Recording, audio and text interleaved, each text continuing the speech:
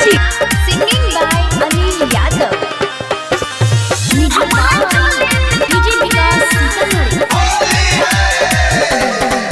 तुहरू जरू जरोहनी के लाल करबो। अच्छा सच में हो गए तुहरू जरू जरोहनी के लाल करबो। छुले बो गतरे गतर में बुझली गए कि ओ हिरण वाला रंग वाला गावै रे योरबा हमरा चोली भीतर में।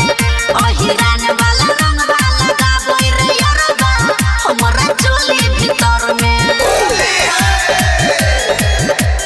Music by Dilip Savaria.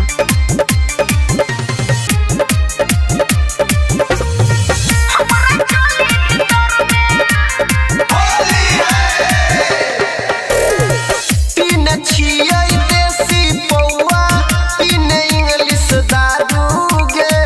भैर देबो मंगिया गे छौरी बना लेबो में हरारू गे।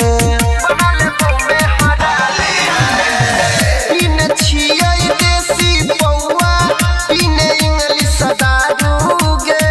भैर देबो मंगिया गे छौरी बना लेबो में हरारू गे।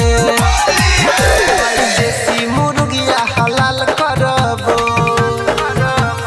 भूली गए यही देसी मुर्गिया हलाल करबो। छोरी पर गेली हमारे चक्कर में।